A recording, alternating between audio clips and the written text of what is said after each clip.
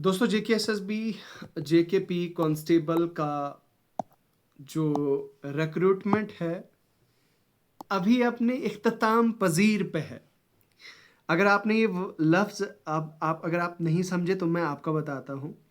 Basically जो JKP constable की recruitment है ये आज कंक्लूजन पे है, कंक्लूड होने को है। बेसिकली कैंडिडेट्स के मन में ये सवाल हैं, कन्फ्यूजन्स हैं, डाउट्स हैं कि भाई साहब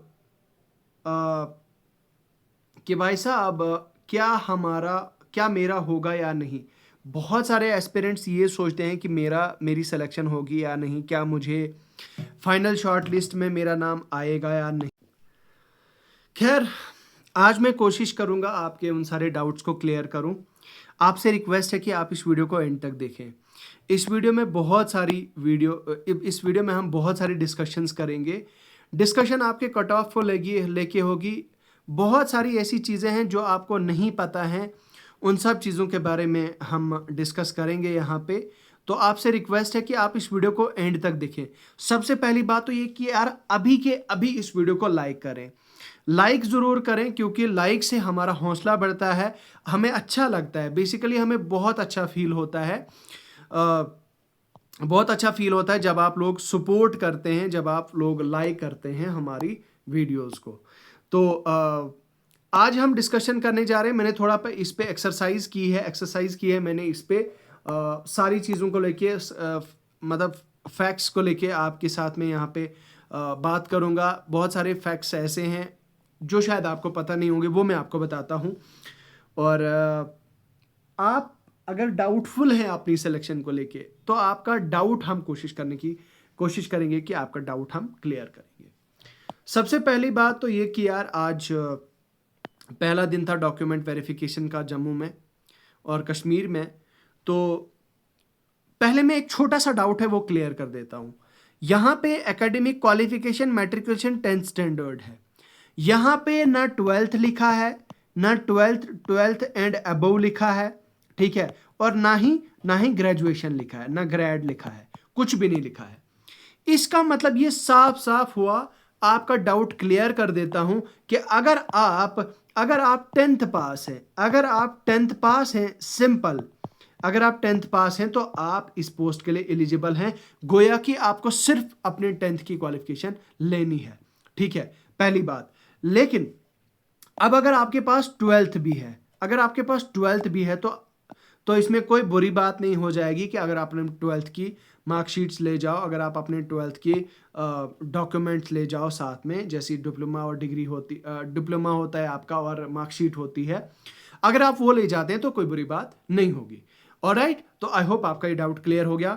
तो अब हम बात करते हैं आपके कट ऑफ को लेके। भाई फाइनल कट ऑफ क्या होगा वो तो यहाँ पे सबसे पहली बात ये कि नेक्स्ट टू इम्पॉसिबल जो है वो प्रिडिक्ट करना है। लेकिन मैं आपको एग्जैक्ट फिगर्स, मैं आपको नियर अबाउट फिगर्स बताने की कोशिश करूंगा कि किन फिगर्स के अराउंड जो है वो आपका कट ऑफ जो है वो चला जाएगा, वो चीज़ हम डिस्कस करेंगे। सबसे पहला कॉन्सेप्चुअलिटीज, मतलब कॉन्सेप्ट्स आप ये देखें यहाँ पे। यार ये जो 1689 वैकेंसीज हैं ये हैं आपकी कांस्टेबल आर्मड पुलिस में। उसके बाद है दूसरे नंबर पे एसडीआरएफ की वैकेंसीज कितनी है? एसडीआरएफ की वैकेंसीज कितनी है? 100 वैकेंसीज है। ऑलराइट, तो सिर्फ 100 वैकेंसीज हैं आपकी एसडीआरएफ की। उसके बाद बात आती है टेलीकम्युनिकेशन की और फोटोग्राफर की। भाई साहब टेलीकम्युनिकेशन की 502 वैकेंसीज है और फोटोग्राफर की 22 वैकेंसीज है। ये दोनों की दोनों वैकेंसीज को जो है वो हमारे यहाँ पे काउंट नहीं करेंगे हम, ठीक है। और उसके बाद फिर आती है बात आपकी कांस्टेबल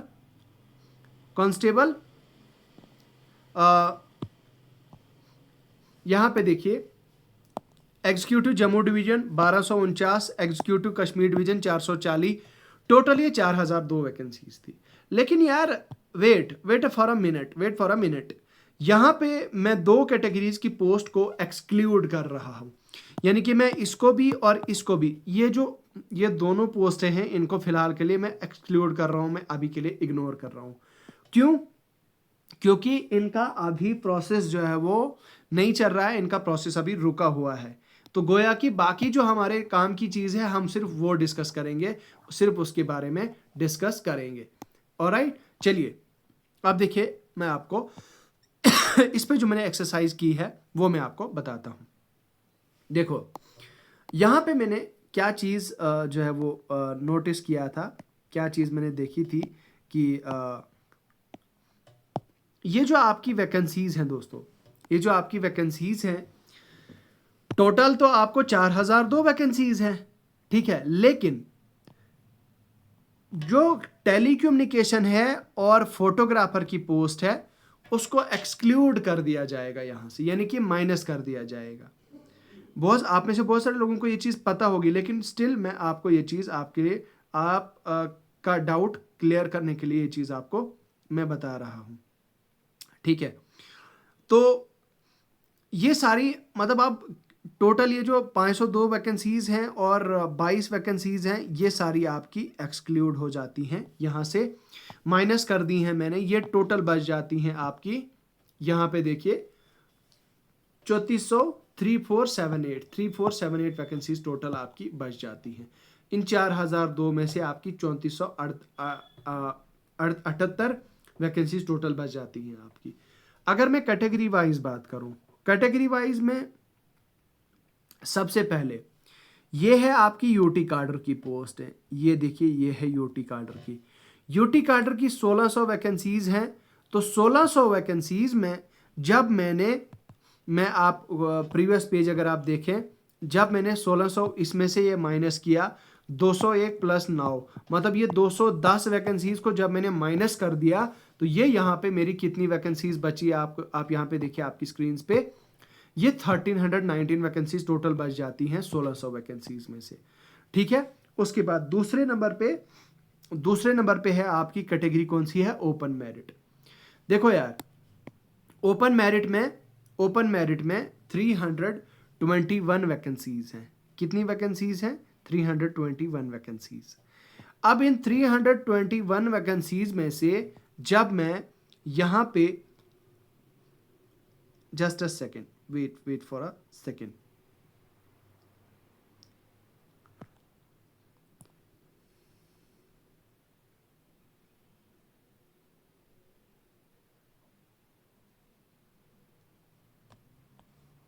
माफ कीजिएगा, sorry for the confusion. Open merit की ये कितनी वैकेंसीज है? 1390। यूटी कार्डर की नहीं बल्कि ये ओपन मेरिट की 1390 वैकेंसीज हैं। सॉरी फॉर द एरर, ठीक है। तो ये क्योंकि 2 पेजेस पे है तो इस वजह से थोड़ा सा कंफ्यूजन हो गया, उसके लिए माफ़ी चाहता हूँ। तो ओपन मेरिट में आपका 1600 वैकेंसीज हैं। 1600 में से आपकी 1390 आ गई ओपन मेरिट को माइनस करने के बाद। ओपन मेरिट के बाद दूसरी आती है एससी कैटेगरी। एससी कैटेगरी में 321 टोटल वैकेंसीज हैं। अब देखो यार 321 में से जब हम सब्ट्रैक्ट करते हैं 321 में से अगर हम सब्ट्रैक्ट करते हैं यहाँ पे कितनी वैकेंसीज हैं हमारी पीछे, टोटल वैकेंसीज हैं हमारी 43।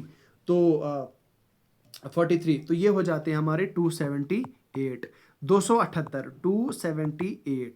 278 हो जाती है हमारी एससी के लिए, ठीक है। ध्यान से देखिए ओपन मेरिट एससी। अब देखो उसके बाद है एसटी वन की 400 वैकेंसीज हैं।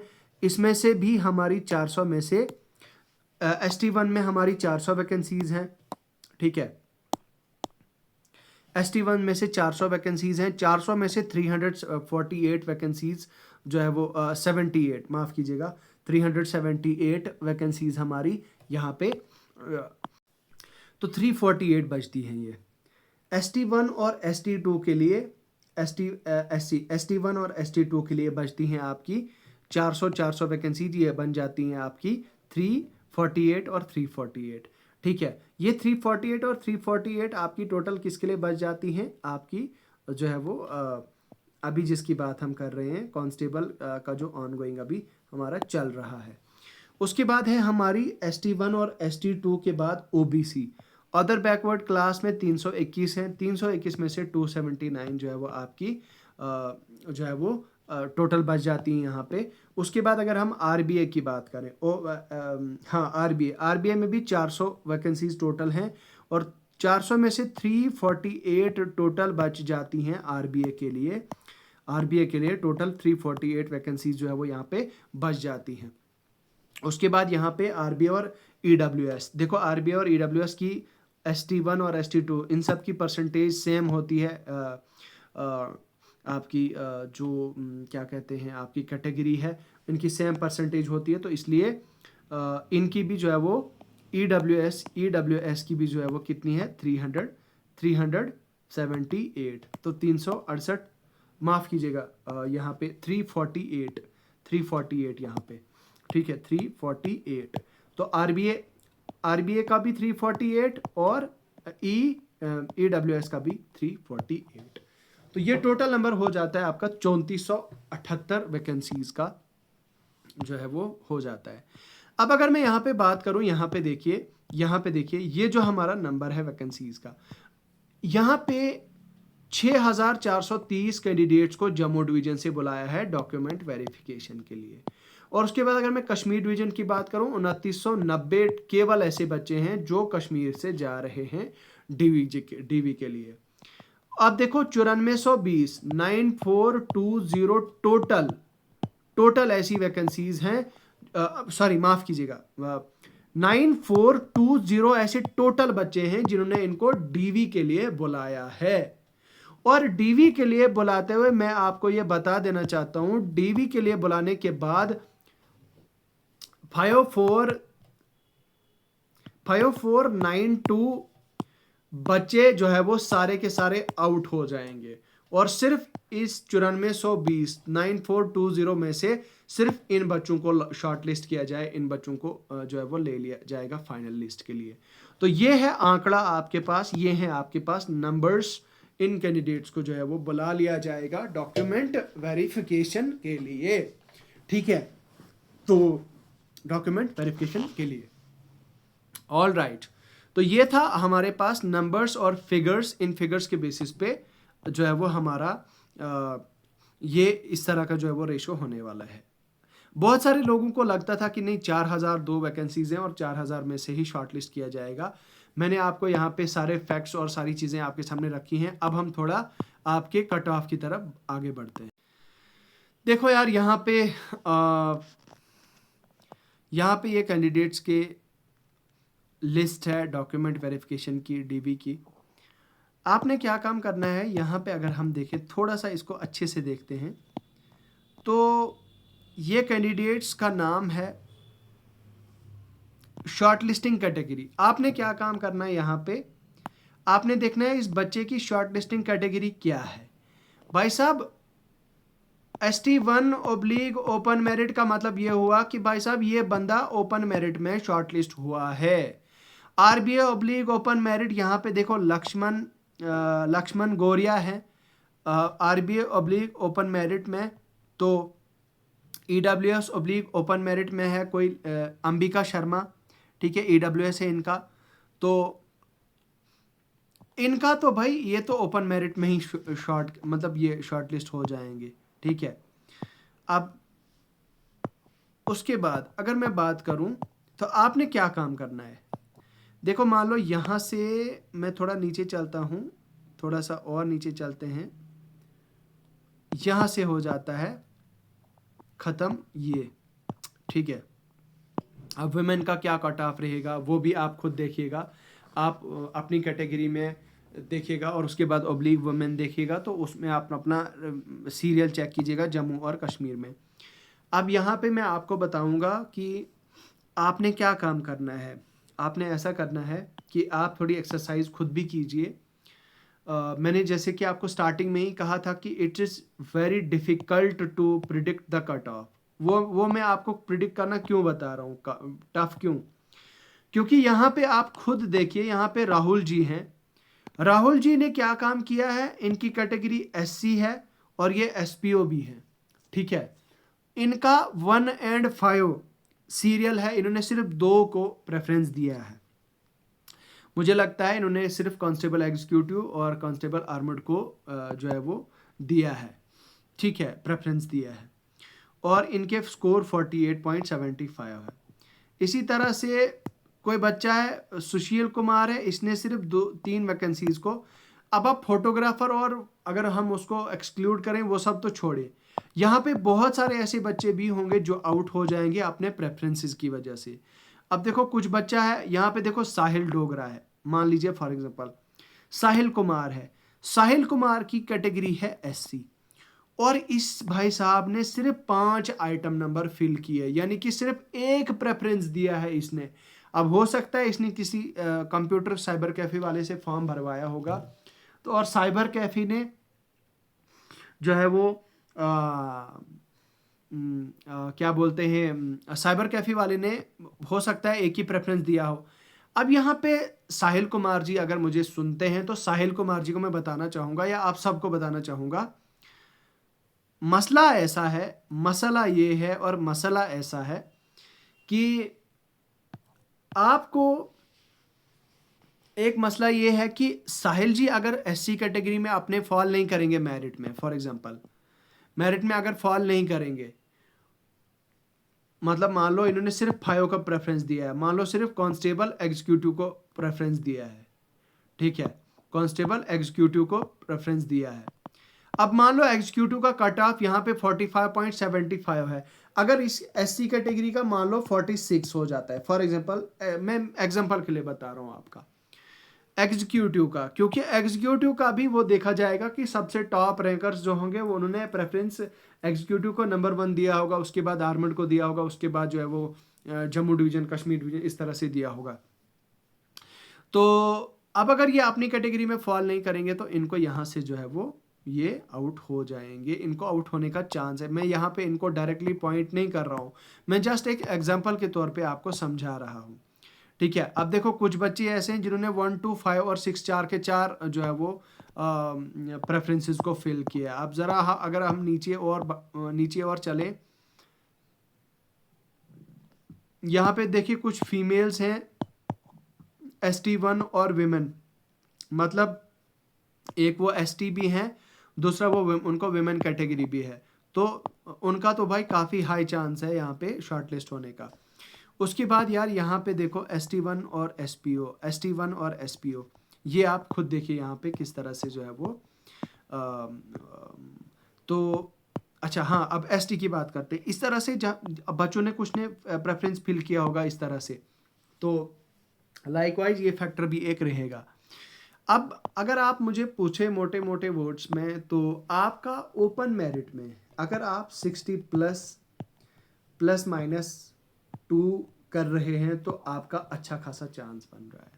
अगर आप RBA में 55 प्लस माइनस 3 कर रहे हैं तो आपका चांस है। लाइकवाइज ST में और SC में आप 55 से 3-4 मतलब 52 प्लस माइनस 3 इस तरह से जो है अगर करें आप, तो आपका जो है वो अच्छा चांस बन सकता है। स्टिल मैं आपको कहना चाहूँगा ये मेरी एक जस्ट एक सजेशन है, ये कोई ऑफिशियल नहीं है या कोई कंफर्म्ड नहीं है या कंफर्मेशन नहीं दे रहा हूँ मैं, ये बहुत ज़्यादा डिफिकल्ट है प्रिडिक्ट करना, बट जस्ट मैं आपको एक फिगर्स बता रहा हूँ, रेंज बता रहा हूँ मैं कि भाई इस रेंज में हो सकता है, पॉसिबिलिटी दिख रही है मुझे, मतलब कुछ परसेंट, नॉट 100% बट कुछ परसेंट मुझे ऐसा लग रहा है। तो चलिए मुझे लगता है आपके सबके डाउट्स क्लियर हो गए होंगे। बाकी यार अगर आप चाहते हैं कि मैं इस पे और कुछ डिस्कशन लाऊं तो आप ज़रूर कमेंट सेक्शन में लिख के बताएं। बाकी मैं अब इन्हीं अल्फाज के साथ मैं रुखसत होना चाहूँगा, इन्हीं अल्फाज के साथ मुझे दीजिए इजाज़त। खुदा हाफिज़।